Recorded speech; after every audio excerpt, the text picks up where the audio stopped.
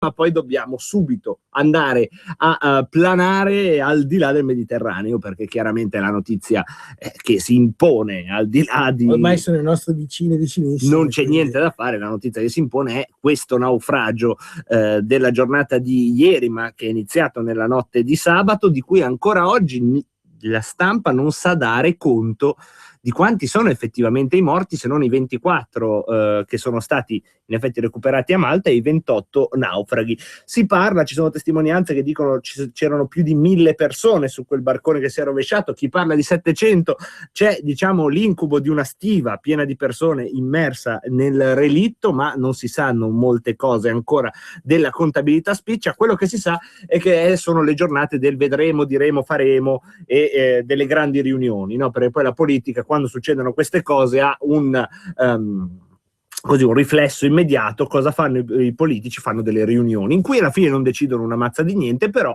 hanno fatto in modo di fare delle riunioni con i fotografi, i giornalisti e quant'altro. Il cordoglio. Esatto, e poi nella seconda parte parleremo anche delle parole che sono state usate nella giornata di ieri e vedremo un po' quale malattia hanno le parole dei politici italiani, ma adesso stiamo sul pezzo, sulla questione di Tripoli, perché insomma quello che si sente dire da tutti i massimi esponenti è che insomma bisogna trovare un accordo con i governi libici. Peccato che uno di questi governi libici è per l'appunto quello insediato nella città di Tripoli, quindi la ex capitale della Jamahiriya gheddafiana. Peccato che questo governo, dicevo, ha degli affari in comune proprio con gli scafisti, e a denunciarlo oggi sulle colonne del giornale e non solo è il nostro, possiamo dire, il nostro piccolo inviato in franchising anche da parte nostra, anche se è della iniziativa Gli Occhi della Guerra.it del giornale, è Gian Michalessin, che in Libia c'è andato e oggi ha scritto che cosa c'è in ballo tra il governo di Tripoli e questi trafficanti di uomini. Buon pomeriggio Gian. Buon pomeriggio a voi. Allora, la buona notizia è che tu hai scritto questo articolo, diciamo, molto critico sugli affari del governo di Tripoli, ma tu l'hai scritto in Italia. Sì, sono rientrato in Italia da 24 ore, diciamo. Ecco, quindi diciamo, va bene. Ero in Libia per parecchio tempo, in diverse zone. No, questo articolo perché qui c'è un'ipocrisia di fondo, no? Che nessuno vuole dire, perché dirla è impegnativo, nel senso che perché dire che dietro gli affari dei trafficanti di uomini si nascondono connivenze precise con la coalizione islamista che governa Tripoli è assai impegnativo, perché questo significherebbe arrivare ad uno scontro diretto, chiedere un rendiconto preciso delle responsabilità di Tripoli. E allora procediamo con ordine, procediamo innanzitutto cercando di capire chi sono i personaggi che sono al potere a Tripoli in questo momento. C'è innanzitutto una coalizione di forze più o meno islamiste che lo scorso luglio, con la forza delle armi, ha destituito il governo che era in carica e il Parlamento che era stato appena eletto soltanto un mese prima, a giugno dell'anno scorso. Un Parlamento che era a grande maggioranza formato da forze laiche quindi non islamiste, non legate ai fratelli musulmani. Di fronte a questa maggioranza del nuovo Parlamento, le forze islamiste hanno formato una coalizione con varie brigate e con varie milizie, e in 2 mesi di combattimento tra luglio e agosto hanno costretto praticamente il governo legittimo, quello riconosciuto dalla comunità internazionale e il Parlamento appena eletto, a traslocare in esilio a Tobruk.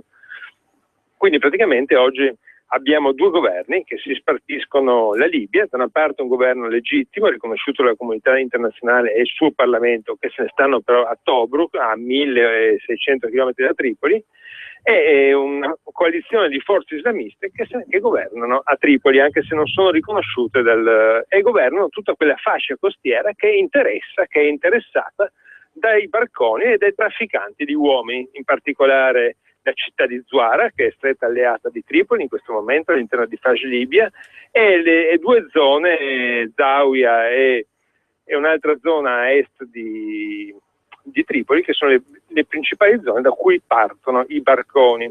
Ma chi sono questi signori che sono al potere a Tripoli?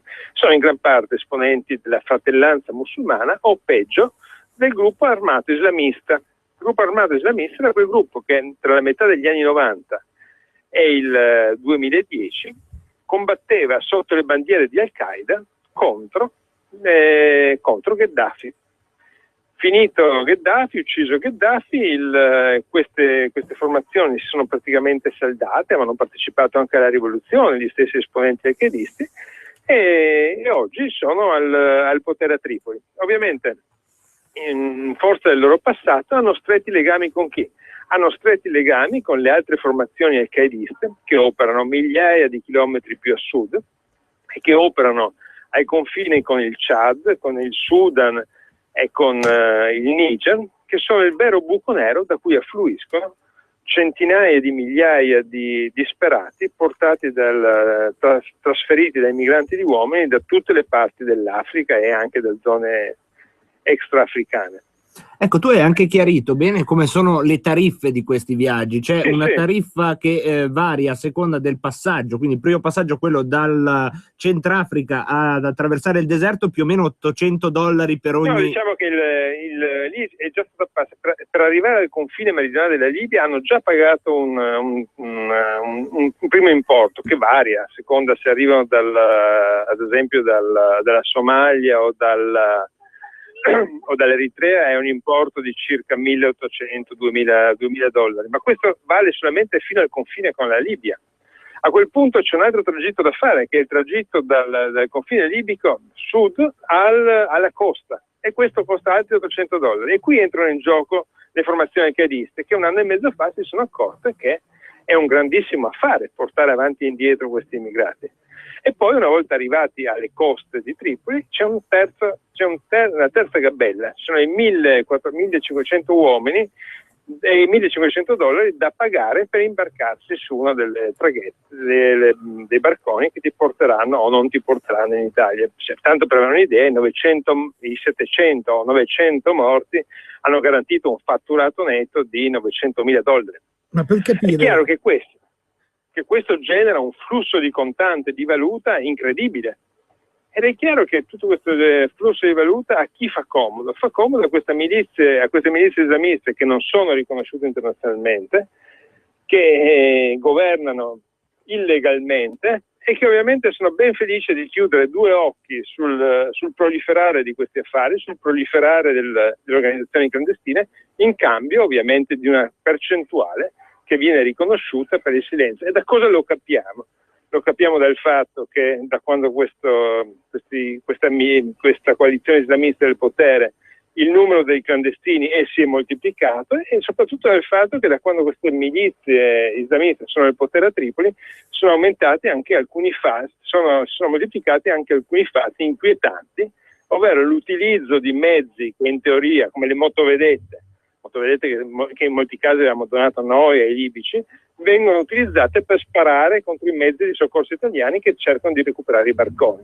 Questo perché? Perché i barconi servono a portare gente, ma è chiaro che l'utilizzo di queste motovedette, che non si limitano a far finta di niente, ma appoggiano apertamente i trafficanti di uomini, è un chiaro indizio della complicità, della connivenza della coalizione islamista che governa le coste settentrionali della Libia.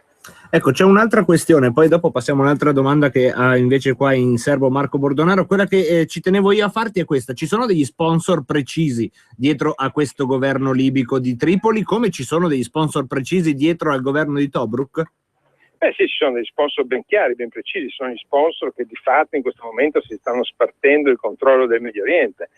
La coalizione islamista che è al potere a Tripoli è oggi appoggiata dalla Turchia e dal Qatar, ovvero sia dai due principali sponsor della fratellanza musulmana. Invece il governo riconosciuto dalla comunità internazionale, che è Tobruk, è appoggiato dall'Egitto e dall'Arabia Saudita. Che stanno facendo tutti la loro partita indipendentemente dall'Occidente, quindi non è solo una questione di sbarcare e mettere fine a delle bande, qui si va a toccare uno scenario geopolitico. In Libia è in gioco una partita che si dirama attraverso tutto il Medio Oriente, no? Il grande scontro all'interno del mondo sunnita tra le componenti che si rifanno al Qatar e alla Turchia e le componenti che si rifanno invece all'Arabia Saudita e all'Egitto. Ma promettendo che comunque sulla televisione, sui giornali, queste notizie passano in sordina, se passano, diciamo che c'è veramente poca chiarezza da parte dell'informazione, almeno quella italiana, riguardo a questi sconvolgimenti, questi colpi di mano di andare, da un lato. Dall'altro, siccome tutti questi disperati che vanno sui balconi spendono una media di $3.000-4.000 per venire fin qui a non essere accolti, perché alla fine facciamo veramente fatica ad accoglierli, ecco, con quei $4.000, tu che sei stato in Libia, sei stato in Africa e conosci bene la realtà, cosa che potrebbero fare? Cioè, ci sarebbe la possibilità di utilizzare quei soldi che vengono utilizzati per venire qui con l'inganno in questo finto paradiso che non può accoglierli, cosa potrebbero fare invece per migliorare la loro situazione lì con quei $4.000 a testa? Beh, dipende un pochino dai paesi da cui partono. Se partono dall'Eritrea, partono dalla Somalia, ben poco, perché lì le situazioni sono oggettivamente difficili, però si potrebbero trovare delle soluzioni alternative, si potrebbero creare dei campi di accoglienza appunto per questi disgraziati in alcune parti dell'Africa o nella stessa Libia. Ricordiamoci che in Libia l'UNHCR, che ogni giorno ci spiega cosa dobbiamo fare, come dobbiamo accogliere, cosa dovrebbero fare gli stati, cosa dovrebbe fare l'Europa per accogliere, per andare a prendersi direttamente tutti questi disgraziati, non è presente in Libia.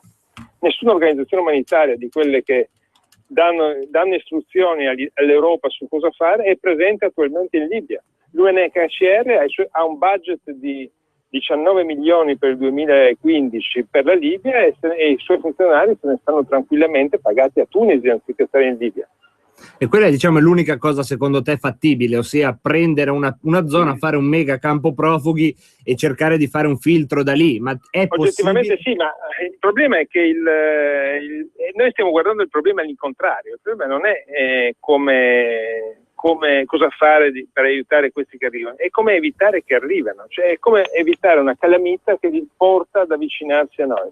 Quando è iniziato questo gioco della calamita? È iniziato quando abbiamo instaurato Mare Nostrum, quando le organizzazioni dei trafficanti di uomini hanno utilizzato Mare Nostrum per spargere la voce che c'era di fatto un sistema di traghettamento sicuro del Mediterraneo.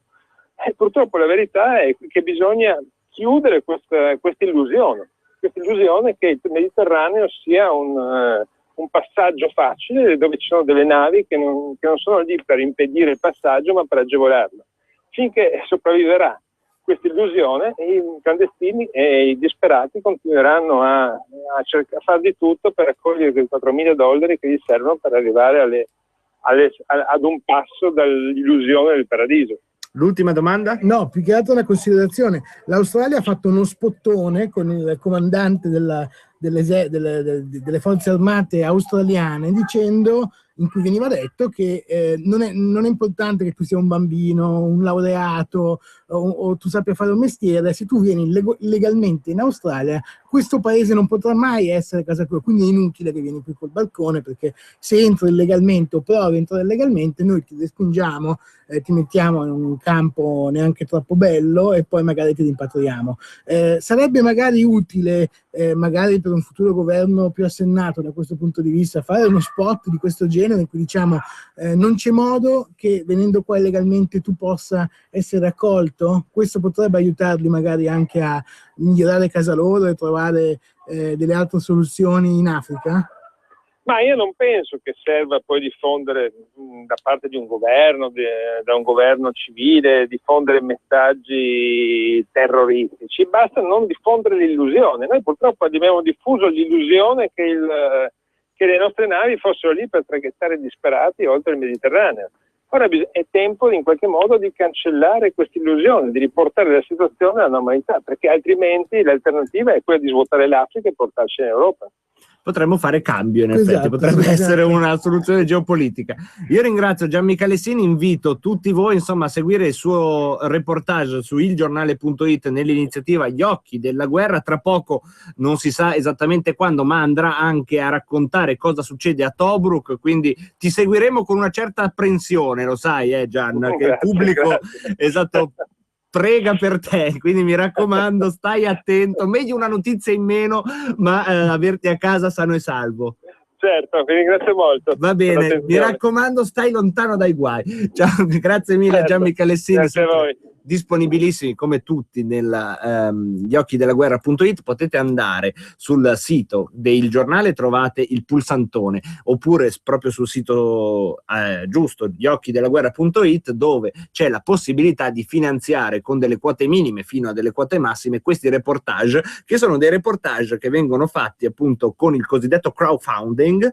Dicono gli americani, in realtà è sottoscrizione popolare, noi abbiamo un bellissimo termine per dirlo. No, ma il crowdfunding è un pochino diverso, ha delle modalità. Sottoscrizione popolare. Poi ne parliamo, no? Ma hai dei vantaggi, capito? Ma quello che è interessante... Non è la società operaia di mutuo soccorso. Quello che è interessante di questa società operaia di mutuo soccorso giornalistico è che peraltro, insomma, la trasparenza è davvero massima, e se volete così, avete il gusto dei piccoli feticci, sempre sul sito Gli Occhi della Guerra c'è uno sportello molto grillino, un settore molto grillino, dove potete andare a vedere con i vostri occhi i biglietti del taxi di Gian Michalessin e di Fausto Biloslavo, e oltre a tutte le spese, anche quanto hanno speso per mangiare, insomma, quelle piccole cose che alla fine ognuno di noi si ritrova in tasca dopo i viaggi, e bene, loro le mettono tutte online. Le tengo anche io, però non le metto online perché può salvarti, ma questa è un'altra storia che riguarda la vicenda giudiziaria, che lasciamo perdere perché è materia di Cainarca. Adesso mantiamo una canzone che ha un ritornello buonista per compensare, perché il ritornello di questa canzone dice vieni a salvarmi, ma il titolo è Voglio una pelle splendida degli After Hours, giusto per essere sempre un po' anche Radio Padania Shock.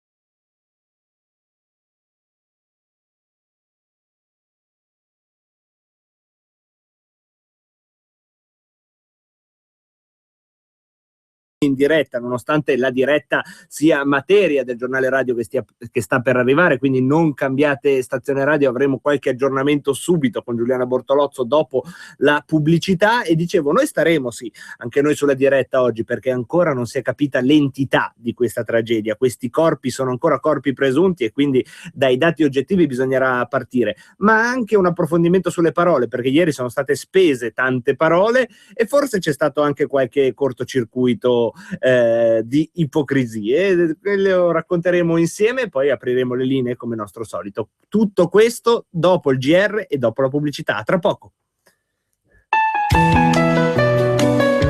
Radio Padania Libera, la tua radio.